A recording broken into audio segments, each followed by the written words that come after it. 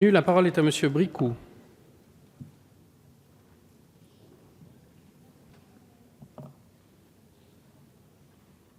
Non. Il n'est pas là. La parole est à Monsieur Juanico, alors. Pas là non plus.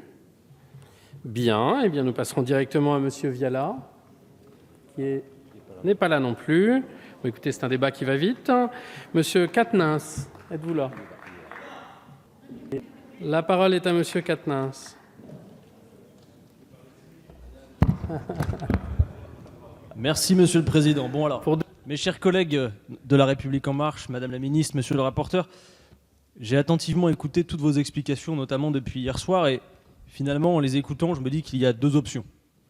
Soit vous êtes profondément humaniste et philanthrope, soit vous vous moquez royalement de nous, et je vous laisse deviner quel est mon avis sur la question.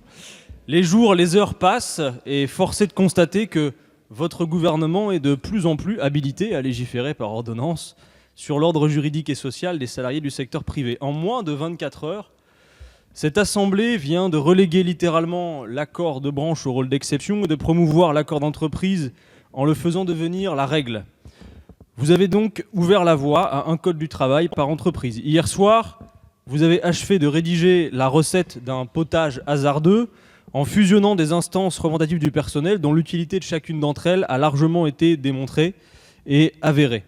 Ainsi va votre marche, et force est de constater que vous avancez. À cette heure, je n'ai toujours obtenu aucune réponse concernant le seul véritable sujet qui vaille dans cette affaire, à savoir la relance de l'activité et la définanciarisation de l'économie. Vous êtes empêtrés dans vos propres certitudes.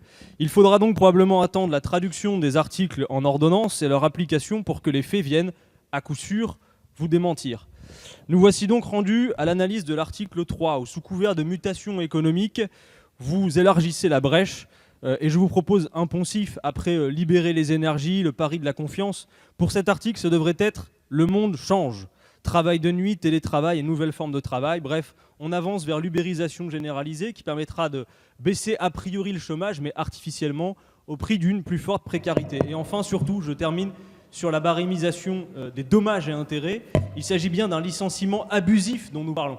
Ça veut dire que vous définissez le prix d'un préjudice a priori. Je vous demande si vous allez à l'avenir, dans la justice, barémiser les délits et autres cas de justice. Voilà, merci. Merci. La parole est à Monsieur Mélenchon, qui avait demandé... Fondé, j'en suis flatté, il n'y a pas de problème. Je ne vous confonds pas du tout, mais dans l'ordre d'inscription, écoutez, on va respecter celui du téléscripteur plutôt que celui de mes fiches. Donc je vous passerai la parole ultérieurement. Donc la parole est à Monsieur Corbière. Voilà. Ayant parlé au nom de Monsieur Mélenchon pendant 1 an et demi, je voulais bien le faire. Mais plus sérieusement, donc effectivement, mes amis, je pense à Adrien Quatennens, ont dit des choses fortes à l'instant sur lesquelles, là encore avec une volonté de conviction, pardon du ton parfois passionné que nous avons, je m'adresse à nos collègues de République En Marche quand nous nous adressons à vous, mais vraiment nous cherchons à vous convaincre. Dans cet article 3, il y a l'article de tous les dangers. Ça a été dit, beaucoup de sujets sont embrassés par cet article. Et on le voit dans les débats que nous avons, il y a différentes interprétations de ce qui va être fait. Mais j'en appelle à votre conscience. Est-ce que vous pouvez voter un tel texte et un tel article qui ouvre des possibilités extrêmement dangereuses sur le devenir des salariés sans savoir vous-même exactement quel va être l'arbitrage rendu par le président de la République? On touche là une question de fond. Acceptez-vous que votre droit de législateur vous soit pris, que vous soyez dépossédé de cette possibilité de discussion pour entrer dans le détail? N'y a-t-il pas là un grand danger? Vous sentez-vous à l'aise comme député de vous dire que vous n'allez pas, tout en votant cette loi, savoir exactement de quelle manière le président de la République va rendre un arbitrage sur les sujets que nous abordons? Vous croyez nous moucher quand vous nous répondez que vous voulez donner de la sécurité aux employeurs en fixant un plafond suite à un licenciement abusif, comme l'a dit mon collègue. Pas un licenciement, il y a des milliers de licenciements chaque année, et illégaux. Mais nous touchons là le problème du licenciement abusif. Mais précisément, s'il y a un plafond, vous ouvrez la possibilité que demain, le patron délinquant, celui qui s'apprête à faire un licenciement abusif, pourra... Oui, précisément, un patron délinquant est quelqu'un qui fait un licenciement abusif, c'est-à-dire qui ne respecte pas la loi. il peut le budgéter à l'avance, de manière prévisionnelle, et se dire que le non-respect de la loi lui coûtera moins que ce que cela pouvait lui coûter précédemment. Vous applaudissez cela. Oui, mais j'invite à ce qu'ici, on a des législateurs dont le but c'est de faire respecter la loi. Et si vous votez cela, vous votez quelque chose d'incroyable qui vise à donner en vérité toute liberté à des employeurs de ne pas respecter la loi. Merci, Monsieur Corbière. La parole est à Monsieur Ruffin. Bonjour, chers collègues de La République En Marche. Entre autres, vous avez vu, on vous câline, on vous parle tout le temps. Je pense qu'avec la réforme des tribunaux les tribunaux de prud'homme, on est là au cœur de l'obsession macronienne. Alors, vous pouvez aimer le président, le trouver sympathique et puis tout ça. Maintenant, vous n'êtes pas obligé d'en épouser toutes les manies. Je dis ça parce que je ferai une citation de Aquilino Morel, qui était donc son collègue à l'Élysée, et qui déclarait: il évoquait à tout bout de champ la nécessaire réforme des prud'hommes. Se faisant le fidèle porte-parole des chefs d'entreprise, toutes les occasions étaient bonnes pour proposer cette mesure. Alors je me moquais de lui sur l'air de « tu vas encore nous fourguer ton machin ». Ce machin-là, il a d'abord tenté de le fourguer, il en a fourgué un bout dans la loi Macron 1, il a tenté d'espérer une loi Macron 2 qui a finalement été avortée, dans laquelle il devait y en avoir un autre bout. On en a eu un bout encore dans la loi travail, et voilà que ça redevient aujourd'hui la priorité des priorités. Moi, je voudrais être positif ici, et puisque je suis aussi amateur de réforme, vous proposez une autre réforme, c'est pour ça que j'ai eu ce lapsus au début, non pas la réforme des tribunaux de prud'homme sur laquelle on a déjà réformé en série, mais la réforme des tribunaux de commerce, qui est un lieu de trafic d'influence, de prise illégale d'intérêt, d'actes quotidiens de la corruption ordinaire, et où les fortunes réalisées se font en rachetant à vil prix des affaires en difficulté. Ces lignes-là, qu'on croirait d'un pamphlétaire, sont celles d'un rapport parlementaire qui est paru en 1998. Sauf que sur cette question des tribunaux de commerce, depuis 1998, il n'y a eu aucune réforme de menée. C'est un lieu où là, on a des patrons qui jugent les patrons, leurs pairs, sans qu'il y ait d'exigence de parité. Au prud'homme, au moins, il y a moitié patron, moitié représentant des salariés. Donc je pense que, voilà, je vous propose de déchirer complètement le projet de loi et les ordonnances et de passer à une autre priorité qui est celle de la réforme des tribunaux de commerce. Et je vous remercie pour votre enthousiasme. Merci, Monsieur Ruffin. La parole est à Monsieur Mélenchon, qui est réapparu sur les téléscripteurs. Quelle mœurs, quelle époque! Comment, dans une assemblée qui si souvent retentit d'appel à la sécurité, peut-on avoir pour objectif de rassurer les délinquants? Car, ma chère collègue, vous évoquiez il y a un instant les sécurités qu'il faut donner en matière de licenciement. Mais quelle vision avez-vous du patronat? Tous les patrons ne sont pas des délinquants. Ils n'ont donc pas besoin d'être rassurés au moment de devenir délinquants. Car ce dont nous traitons, c'est de délinquants. Il ne faut pas rassurer les délinquants. Il faut les châtier rudement.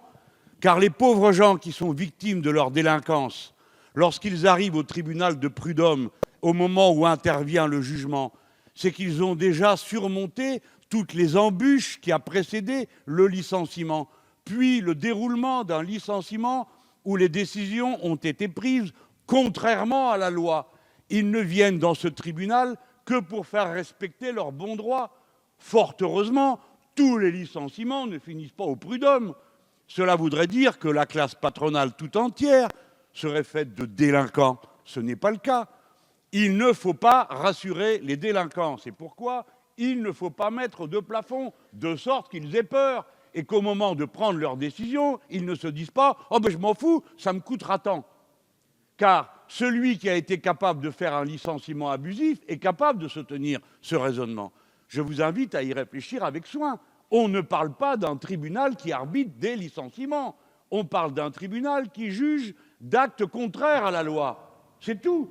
Ce n'est pas une instance de réparation du licenciement, mais de réparation contre un délit, le licenciement abusif. Voilà ce que je voulais vous dire, et c'est pourquoi j'ai commencé par citer Cicéron et l'une de ses catilinaires, comme je l'ai fait l'autre jour. Merci, Monsieur Mélenchon. Par l'amendement numéro 147. Monsieur Lachaud, vous avez la parole. Merci, Monsieur le Président, Madame la Ministre, mes chers collègues.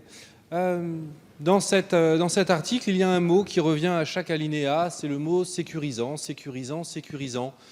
La vraie question, c'est de savoir ce que l'on veut sécuriser, qui l'on veut sécuriser. Force est de constater qu'à l'heure actuelle, si on lit bien les choses, à force de barémiser les dommages et intérêts au prud'homme, on sécurise l'employeur qui va licencier de manière arbitraire. Hein. C'est bien de ça dont on parle. Hein. Donc ce n'est en aucun cas les salariés. Donc, au-delà de la sécurisation, bien au contraire, c'est d'une certaine manière un retour à l'état de nature dans les relations de travail, hein, comme dirait Hobbes, la guerre de chacun contre chacun. Sauf que contrairement à l'état de nature, dans les relations entre employés et employeurs, il y a une relation de subordination. Et donc à partir de là, il n'y a pas égalité. Donc le rapport de force existe et il est au profit de l'employeur. Et c'est bien cela c'est à ça que sert le Code du travail, que de rétablir une égalité. Donc il faut donc, une fois qu'on a dit ça, se poser la question de l'efficacité, parce que c'est quand même le maître mot de cette loi. Hein. Elle doit être efficace et elle doit permettre la création d'emplois. Est-ce que réellement, sécuriser les licenciements va créer de l'emploi? On pourrait se poser la question et se dire que pourquoi pas, tentons le coup. Sauf que on est certes un pays très important, mais il y a d'autres pays dans le monde. Et il y a d'autres pays qui ont déjà tenté ces politiques de facilitation de licenciement depuis 30 ans. Aucune étude sérieuse n'a démontré l'efficacité de la création d'emplois, ou en tout cas de la création d'emplois pérennes et d'emplois Je vais demander payés. de conclure, Monsieur Lachaud. Et d'emplois qui ne sont pas des emplois précaires. Donc à partir de ce moment-là, c'est bien pour cela que nous demandons la suppression de cet article. Merci. Je vous propose de passer à l'amendement 150. Monsieur Lachaud, est-ce que c'est vous qui le défendez? Non, c'est Monsieur Bernalicis. Vous avez la parole. Bonjour, chers collègues. Je voudrais dire à ma collègue, Madame Faucillon, tout à l'heure, qui a pris la parole, elle n'est plus là. Je pense qu'elle s'est trompée en disant qu'elle pensait qu'on était dans la boîte à rêves du MEDEF. Puisque j'ai parfaitement écouté l'audition qu'il y a eu du MEDEF lors de la commission des affaires sociales. Et le MEDEF a pris soin de dire à plusieurs reprises, en prenant des précautions oratoires, que l'objectif d'un patron, ce n'est pas de licencier. Ce n'est pas son objectif. Ce n'est pas ce qu'il veut. C'est toujours un crève-cœur, et ça a été rappelé par une collègue juste avant. Alors, ce à quoi nous avons répondu, mais pourquoi alors? Pourquoi tant d'acharnement à simplifier le licenciement si ce n'est pas l'objectif au fond? Pourquoi donc? Je ne comprends pas. On fait donc quelque chose qui n'est demandé par personne, pas même par le MEDEF. Mais on voit qu'il y a aussi sur cette histoire de CDI, de chantier, une problématique. Comment allez-vous expliquer à votre banquier que vous avez un CDI, mais en fait ce n'est pas vraiment un CDI, que vous ne savez pas exactement quand votre période de travail va se terminer et que vous voulez un prêt immobilier, par exemple, pour construire votre avenir, pour avoir de la stabilité, de la visibilité et au fond, chers collègues, de la sécurité. Eh bien, je pense que votre banquier va vous envoyer paître, tout simplement, comme il le fait quand vous avez un CDD. Et donc, cet objectif que vous avez, louable, noble, de sécurisation des parcours de tout un chacun, vole en éclats par cette disposition. Mais si alors, vous voulez vraiment aider les entreprises, on l'a dit, les TPE, les PME, leur principale difficulté, c'est la question des avances de trésorerie. Mais pourquoi ne demandez-vous pas une habilitation à donner la licence bancaire à la Banque publique d'investissement qu'elle devrait avoir à ce jour? Voilà, merci chers collègues. Merci Monsieur Bernalicis. Et puis, j'ajouterais que pour ce qui concerne la trésorerie, nous avons déjà agi. Lorsque Emmanuel Macron était ministre de l'économie, il a permis par la technique du name and shame, dans les retards de paiement, de faciliter les paiements et donc du coup de sanctionner tout ce qui est les retards de paiement et donc de finalement permettre aux entreprises d'avoir une meilleure trésorerie. Merci Monsieur Ollier. Il y avait une deuxième demande d'intervention, Monsieur Ruffin. Je n'avais pas prévu ça, mais je vais abonder dans ce sens, puisque j'avais posé ça comme principal problème, la première cause des faillites des petites entreprises, parce qu'on entend ici beaucoup parler des petites entreprises. Souvent, elles sont le masque, en vérité, j'y reviendrai dans une autre intervention, mais comme il faut les découper en 2 minutes, des grands groupes. Mais la première cause des faillites des petites entreprises, enfin des PME, ce sont les délais de paiement et les délais de paiement des grands groupes. Donc on a là affaire à un affrontement interne entre les entreprises. Je l'ai exposé hier avec un certain nombre de citations, de documents, mais comme ce matin j'étais en réunion de la commission des affaires économiques, il se trouve que le sujet est revenu, et il est revenu par la bouche d'abord d'un député En Marche qui a lui-même pointé cette grosse difficulté pour les PME. Donc j'en étais très heureux, et ça a été le secrétariat, le commissaire, c'est plus le commissaire au plan, mais de France Stratégie, Michel Yael, a abondé dans son sens en disant si les collectivités se comportaient comme les grands groupes, les PME seraient au bord de la déroute. Il s'est mis à dire ça. Donc j'invite quand même les députés de En Marche aujourd'hui, suivant l'exemple de M. Botorel qui réclamait que ce sujet soit mis sur la table, de prioriser ce qui est pour les petites entreprises, de se dire que la priorité pour les petites entreprises, c'est non pas de faciliter les licenciements des salariés, mais de leur donner des moyens d'affronter dans les retards de paiement les grands groupes. Merci, Monsieur Ruffin. Je vous propose de passer à l'amendement numéro 202. Monsieur Quatennens est-il là? Ou qui défend l'amendement? Allez-y, vous avez la parole. Monsieur Prudhomme. Monsieur le Président, Madame la Ministre, mes chers collègues, il est bien évident qu'avec le patronyme que je porte, je ne pouvais pas rester silencieux sur cette discussion.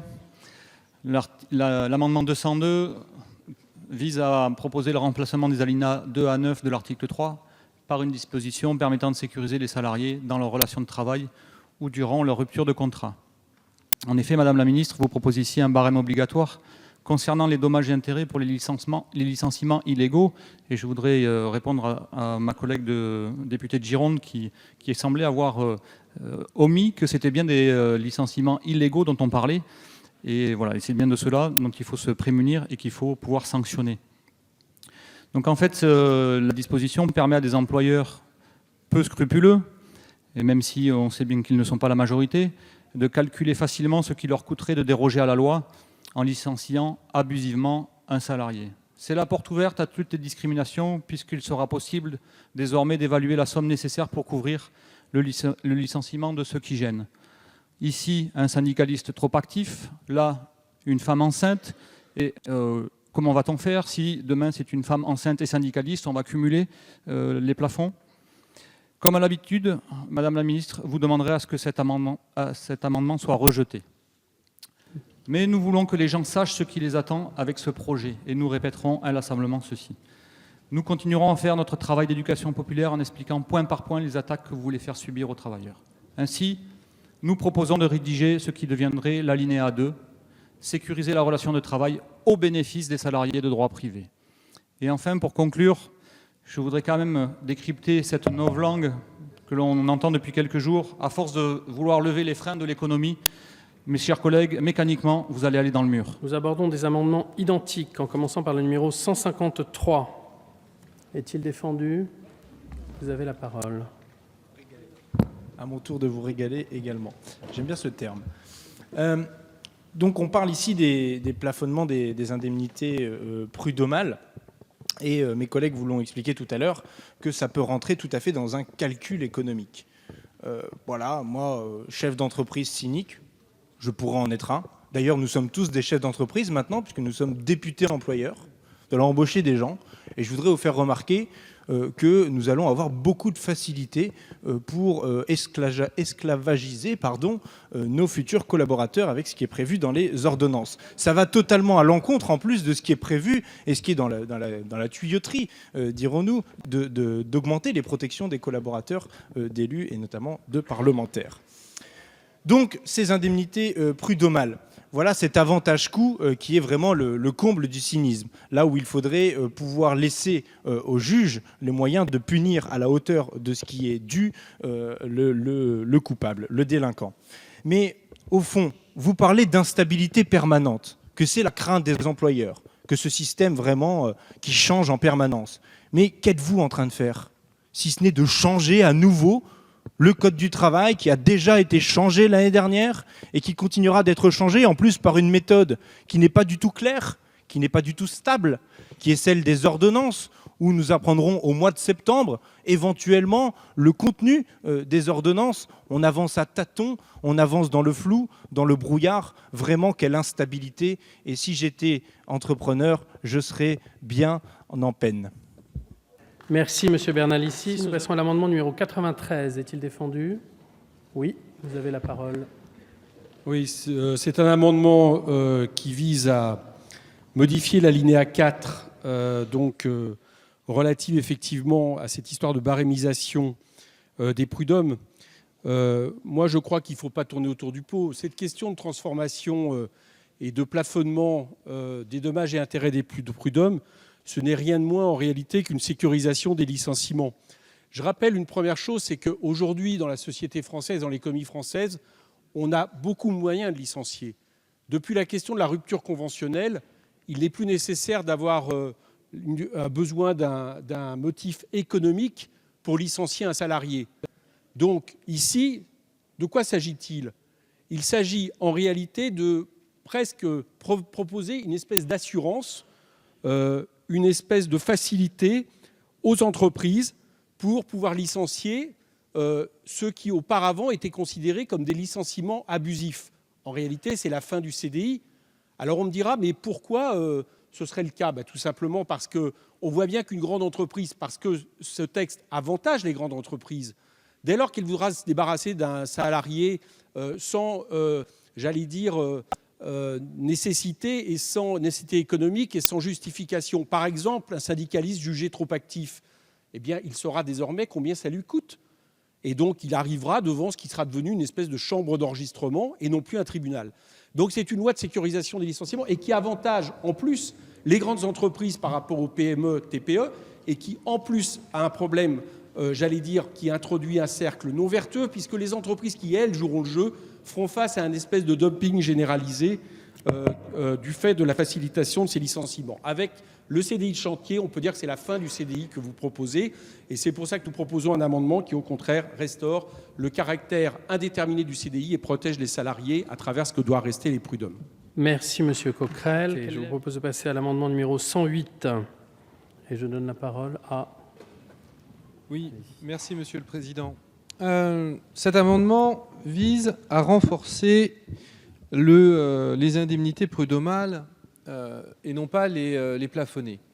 Parce qu'en fait, aujourd'hui, on a en France deux contrats, le CDD, le CDI.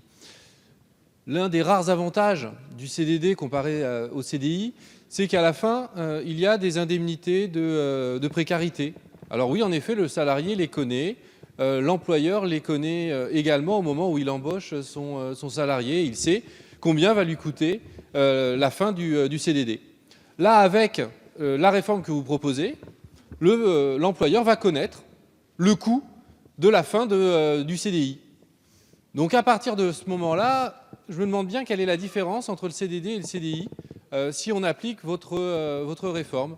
C'est donc pour cela que nous avons déposé cet amendement qui vise à, au contraire, renforcer les indemnités et bien mettre en avant la divergence qui existe entre le CDD et le CDI. Merci. Merci, Monsieur Lachaud. Monsieur Ruffin, vous avez la parole. Rebonjour, chers collègues. Vous savez, sous l'Ancien Régime, les évêques aimaient déguiser, masquer leur luxure et leur luxe derrière la piété des bons curés de campagne. Et je dirais qu'aujourd'hui, la notion d'entrepreneur remplit la même fonction idéologique, à savoir qu'il s'agit de cacher les vices des PDG des grands groupes et de leurs actionnaires qui oppriment les sous-traitants et les salariés. Derrière, en effet, les patrons de PME qui font ce qu'ils peuvent, les gentils entrepreneurs et ainsi de suite. Donc voilà, j'insiste là-dessus, parce qu'on a une vision parfois idyllique de ce qui se passerait. Là, on ne parle que des petites entreprises. Et je ne voudrais pas évoquer là, une entreprise que monsieur le rapporteur connaît bien, puisque c'est l'entreprise dont il était le DRH, à savoir Auchan, qui aujourd'hui procède à 870 suppressions d'emplois dans un groupe qui se porte très bien, puisqu'il a vu son bénéfice augmenter de 14% l'an dernier, que les dividendes ont augmenté de 75% ce printemps 2017, et que le patron Gérard Mullier en est une grande fortune française avec 26 milliards d'euros qui place largement en Belgique. Donc voilà, est-ce que dans ce cas-là, il ne doit pas y avoir en effet une pression mise sur l'employeur pour qu'il paye davantage quand il a ce type de pratique? Merci, Monsieur Ruffin. Je vous propose donc de passer à l'amendement numéro 185. Y a-t-il quelqu'un pour le défendre? Oui, vous avez la parole. Oui, Madame le Ministre, Monsieur le Président, mes chers collègues, j'ai à cœur de défendre cet amendement car il a une importance considérable. L'article qui nous occupe propose de plafonner les indemnités en cas de licenciement sans cause réelle et sérieuse. Ça veut dire que demain, un employeur qui voudra se séparer d'un collaborateur n'aura qu'à se demander s'il en a les moyens financiers, combien ça coûte de mettre une personne au chômage, combien ça coûte de plonger les familles dans la précarité à cause d'un licenciement au bon vouloir de l'employeur qui en a les moyens. Cette mesure, c'est la signature de l'arrêt de mort du contrat à durée indéterminée. Le CDI est la forme de contrat la plus protectrice pour les salariés de notre pays. On ne peut pas se permettre d'être en adéquation avec le projet qui est le vôtre, c'est-à-dire qui va vers une généralisation des contrats précaires comme le CDD, les temps partiels et l'intérim. Aujourd'hui, un licencié abusivement, ça coûte pour 50% des cas plus de 23 000 € et pour 25% des cas plus de 40 955 €. Il s'agit donc encore d'un avantage pour les grandes entreprises. Elles sont toujours les grandes gagnantes de votre politique. Ces entreprises aujourd'hui paient bien plus que la moyenne. Le coût du licenciement abusif donc va diminuer pour elles. Les gros paieront moins, et les riens se retrouveront sans emploi. Nous sommes donc pas d'accord avec cela, Madame la Ministre. C'est la raison pour laquelle nous avons plusieurs requêtes concernant cet amendement. Il n'est pas souhaitable que le préjudice subi d'un licenciement abusif soit quantifié au préalable. Je vous demande donc de supprimer la référence au plafond d'indemnité dans l'alinéa 4 de l'article 3. Merci. Merci, Madame la Ministre. Madame Dufeu-Schubert, vous souhaitiez intervenir? Oui, rapidement, je voulais juste faire un petit point de sémantique de la conception de l'entrepreneuriat, de l'entreprise. Depuis plusieurs jours, nous entendons que l'entrepreneur, l'employeur est forcément cynique, meurtrier, met des couteaux sous la gorge, utilise même des forceps. Alors là, drôle d'image. L'entrepreneur a des vices et est un délinquant. Et maintenant, monsieur signe des arrêts de mort.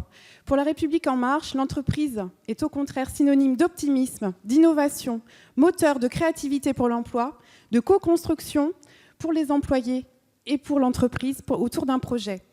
Car sans employeurs en France, comment ferions-nous pour protéger justement tous ces employés et tous ces emplois ? La République En Marche, c'est sortir des clivages, de ces luttes ancestrales qui cristallisent notre société pour bannir le chômage, car oui, nous sommes tous rassemblés, monsieur, autour de cette lutte contre le chômage. Merci, Madame Dufeu-Schubert. Monsieur Bernalicis, vous avez la parole. Merci. Oui, une petite réaction. Moi, j'ai rien contre l'entrepreneuriat, ni contre les employeurs. D'ailleurs, l'État est un employeur. Il emploie des gens.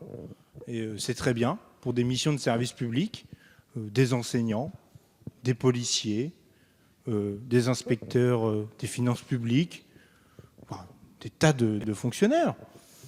Donc l'emploi et les employeurs, c'est bien. L'entrepreneuriat, d'ailleurs, c'est d'abord une aventure humaine, collective. Mais alors, nous, ce que nous proposons, c'est de lutter contre les dérives qu'il peut y avoir dans l'entrepreneuriat, pas l'entrepreneuriat en tant que tel. Et d'ailleurs, il ne faut pas confondre l'entreprise, l'entrepreneuriat et le patronat, ou même l'actionnariat. Ça, ce sont des points sémantiques intéressants, parce qu'il y a différentes formes de l'entreprise. Il y a par exemple les SCOP, ce sont des coopératives où on met en commun, on partage les richesses de l'entreprise. Ça, c'est bien. Ça, on le défend. Tout ce qui est dans l'économie sociale et solidaire, ça, c'est bien. Ça, on le défend. Et on pourrait mettre un périmètre disant que demain, nous souhaiterions que toute nouvelle création d'entreprise se fasse sous une forme coopérative. Voilà qui serait un amendement intéressant et une habilitation intéressante pour le gouvernement. Je vous laisse ça à la réflexion collective. Merci. Merci, Monsieur Bernalicis. Est-il défendu le 154? Vous avez la parole. Merci, Monsieur le Président. Oui, alors cet alinéa, qu'est-ce qu'il dit? Il nous dit que vous allez modifier et adapter les motivations de licenciement. Voilà. Vous nous demandez de vous donner un chèque en blanc pour modifier totalement les motivations du licenciement dans l'entreprise. Alors, on pourrait rediscuter des motivations, pourquoi pas, mais vraiment, comme ça, là, d'un coup, de vous donner les pleins pouvoirs pour les modifier, alors même que ça induit un changement et un bouleversement pour l'ensemble des salariés de ce pays. Encore une fois, là, on se heurte aux limites de la méthode. Les ordonnances, c'est très très flou. Là, c'est flou, mais comment dire ?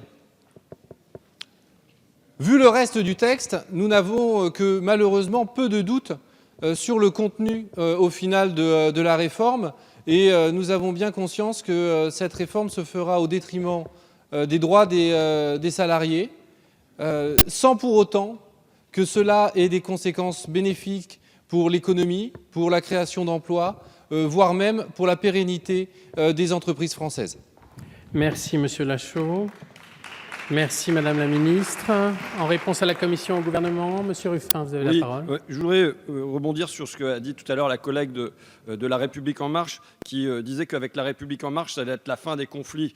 Ça viendrait là contredire, mettre fin c'est une fin de l'histoire qui nous est proposée, puisque Marx disait l'histoire de toute société jusqu'à nos jours n'a été que l'histoire de la lutte des classes. Donc bon, mais maintenant, j'ai posé une question tout à l'heure sur le cas de Auchan, pour savoir j'aimerais une réponse des collègues de En Marche pour savoir qu'est-ce qu'ils en pensent de cette agression économique qui se déroule avec un taux de profit record, des bénéfices, un patron ultra riche, tout ça. Est-ce que là, pour mettre fin à ce conflit, on va invoquer, comme des chamans, on va invoquer la réconciliation, on va faire preuve de bienveillance? Qu'est-ce qui est prévu par les collègues de En Marche pour éviter, mettre tout notre poids pour justement on puisse mettre fin à ces conflits?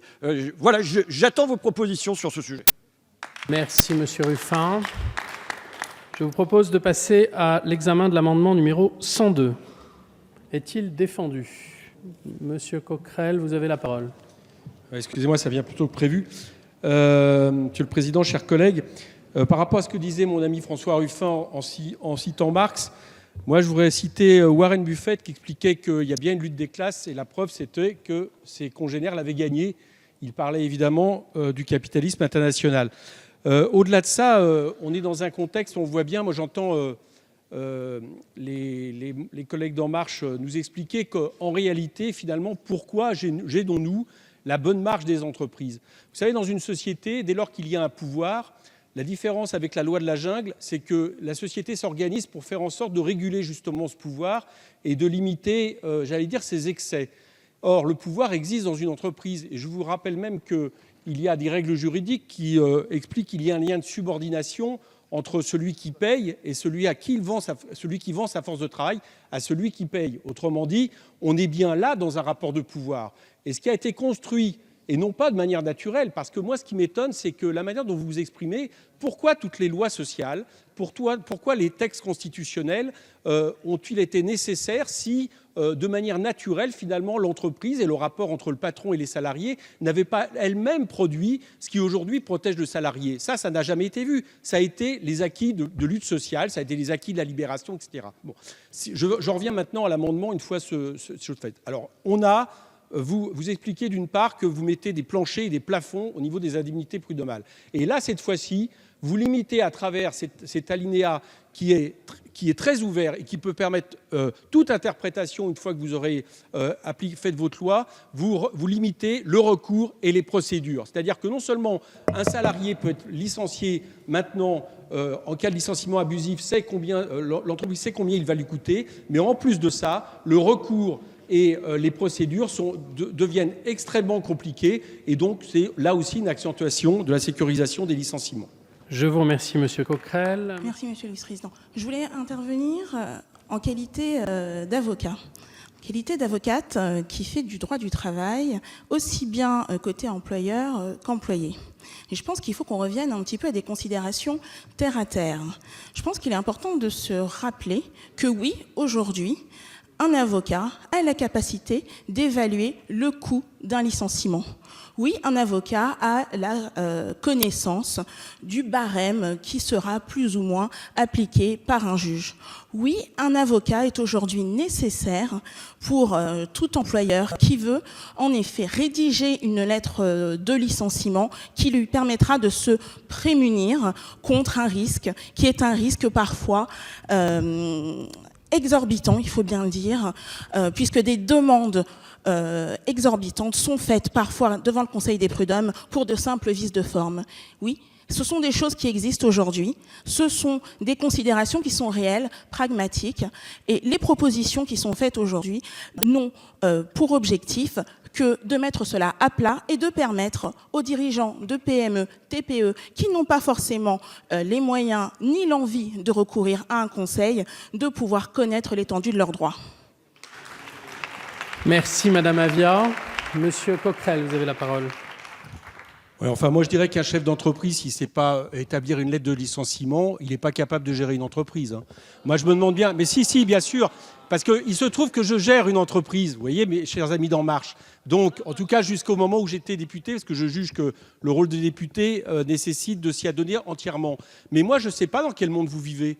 On a l'impression, à entendre la réponse du rapporteur, qu'en réalité, on serait au niveau des prud'hommes devant juste des discussions, de négociations et d'aimables concertations entre l'entrepreneur et le salarié pour juger, j'allais dire, de la manière dont le licenciement peut se faire. Ça s'appelle le licenciement conventionnel. Ça existe et les employeurs y ont de plus en plus recours, malheureusement, parce que c'est déjà largement une entorse par rapport au licenciement économique. Mais ça existe.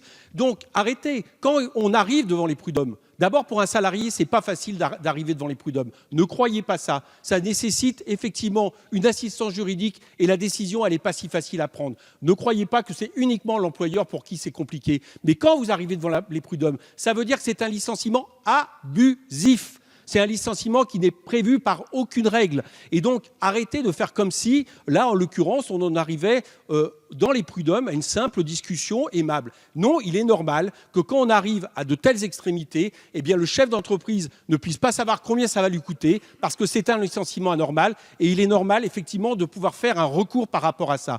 Moi, vos arguments ne me convainquent pas et une fois de plus, je pense que tout simplement, vous êtes en train, en réalité, de transformer les prud'hommes en une chambre d'enregistrement pour les grosses entreprises parce que vous avez raison, pour les PME, ça continuera à être un problème, d'où une concurrence déloyale. Merci Monsieur Coquerel. Je vous propose de passer à des amendements identiques en commençant par le 155. Est-ce vous, Monsieur Larive, qui présentez? Vous avez la parole. Madame la ministre, Monsieur le Président, mes chers collègues, l'amendement 155, le gouvernement souhaiterait donc désormais diminuer le délai de recours en cas de rupture du contrat de travail. Pourtant, l'immense majorité de ces recours jugés au prud'homme en première instance aboutit à une décision favorable aux salariés. En d'autres termes, on voudrait aujourd'hui nous faire accepter de réduire le délai de recours en cas de licenciement, quand ces licenciements s'avèrent être abusifs dans la majorité des cas. Nous devrions donc accepter de laisser le gouvernement pour seul juge du temps nécessaire à un salarié pour engager un recours. Selon quels critères ? Aujourd'hui, un recours peut être déposé tous les 2 ans dans les 2 ans qui suivent la rupture du contrat de travail. En cas de licenciement pour motifs économiques, ce délai est d'1 an seulement. J'aimerais qu'on me dise en quoi ce délai est trop long. 2 ans, ce serait trop long pour qu'une femme licenciée abusivement parce qu'elle a dénoncé un cas de harcèlement sexuel puisse déposer un recours. 1 an, ce serait trop long pour ceux qui perdent leur emploi sans difficulté économique de leur entreprise, pour qu'ils s'organisent et se présentent au prud'homme. Sous le prétexte 100 fois fallacieux des tribunaux engorgés et des délais trop importants, ce projet de réforme est une grave atteinte portée aux droits des salariés dont vous ne semblez pas prendre la mesure. Madame la ministre, nous vous demandons la suppression de l'alinéa 6 de l'article 3. Merci.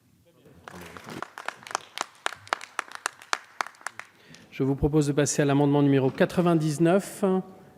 Vous avez la parole. Merci, Monsieur le Président.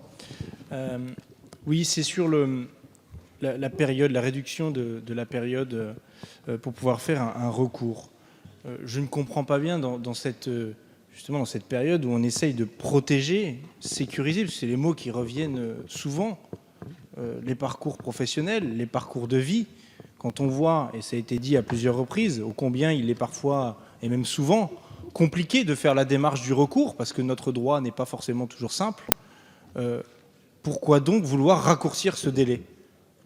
On a vu dans beaucoup de cas des salariés se voir retirer leur emploi, au départ pour des raisons économiques, d'une entreprise qui ne se disait pas viable, et quelques-uns ont commencé à lutter et à dire non, je trouve pas ça normal et je vais demander l'intervention d'un expert qui va aller éplucher les comptes de l'entreprise. Est-ce bien vrai que l'entreprise n'est pas rentable? Est-ce bien vrai qu'il y a vraiment un problème économique? Et il y a eu le cas comme ça de plusieurs entreprises, comme les Continental, les Goodyear, où bien des années après, on se rend compte que l'entreprise était fautive et qu'elle ne pouvait pas procéder à ces licenciements. Et alors, quel recours au final, quand on voit le temps que ces procédures mettent également? Pas de recours pour ces salariés qui n'ont pas osé le faire en temps et en heure. Et vous voulez encore raccourcir ces délais? Je ne comprends pas bien l'intention que vous avez, Madame la Ministre, puisqu'il s'agit a priori de sécuriser et de protéger. Merci, Monsieur Bernalicis. Nous passons donc aux amendements identiques, numéro 157. Oui, Madame la Ministre. Vous avez la parole. Merci beaucoup, pardon. Le droit social est un droit protecteur et je défendrai cet amendement principalement sur la forme que votre alinéa présente. Il vise à clarifier les obligations de l'employeur en matière de reclassement pour inaptitude. Mais qu'est-ce que cela veut dire? Allez-vous étendre ou restreindre les obligations de l'employeur? Allez-vous rester dans le cadre du droit positif ou en sortir? Proposez-vous, comme votre prédécesseur, Madame El Khomri, de plonger les salariés dans une forme d'insécurité juridique? Votre texte vise donc également à sécuriser les modalités de contestation de l'avis d'inaptitude. Mais c'est pareil ici, qu'entendez-vous par là? Allez-vous étendre ou restreindre le délai actuel de 15 jours à compter de la notification de l'avis? Changerez-vous la procédure en référé du Conseil des prud'hommes pour éviter qu'il statue par méthode accélérée? C'est parce que votre texte pose ainsi des dizaines de questions, Madame la Ministre, que nous ne sommes pas favorables à vous habiliter à prendre des ordonnances. Et sur cet alinéa, nous proposons donc sa suppression. Merci. Merci, Monsieur Corbière. Nous passons à l'amendement numéro 96. Monsieur Quatennens, c'est vous qui le défendez. Vous avez la parole. Merci, Monsieur le Président, Madame la Ministre, mes chers collègues. L'alinéa 7 entend clarifier les obligations de l'employeur en matière de reclassement dû à une maladie ou un accident. Elles sont pourtant déjà très claires. Ce dernier a l'obligation de proposer aux salariés un autre emploi approprié à ses capacités et aussi comparable que possible à l'emploi précédemment occupé. Ainsi, ce que sous-entend cet alinéa serait non pas une clarification, mais en fait une diminution des obligations de l'employeur envers un salarié qui n'est que victime de la maladie ou d'un accident.